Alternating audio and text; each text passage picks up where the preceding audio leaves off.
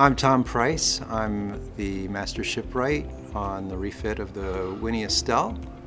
And we have a new engine that we're installing at this point. Today is another exciting day on the project.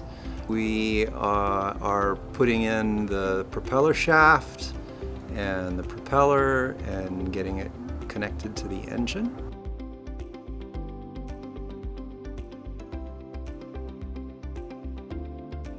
We can see the propeller shaft installed. This is the original propeller shaft from Winnie before we started the refit.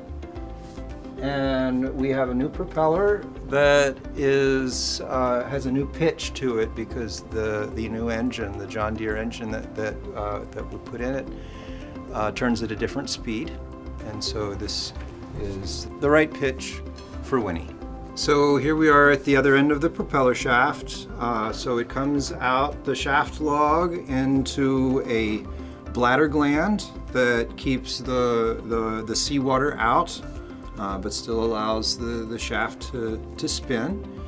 And we have this coupler that will be mounted to the engine. You can see the engine is still a little loose there. We've just got it hanging in place here.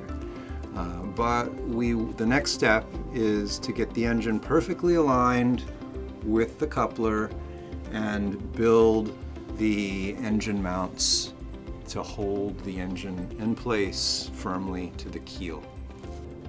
As always, we would love to have you come visit us here in the shipyard at the Chesapeake Bay Maritime Museum. We love having visitors.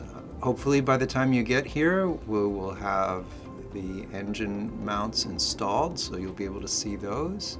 And we will be working on installing the side planking next, so that's an exciting part too.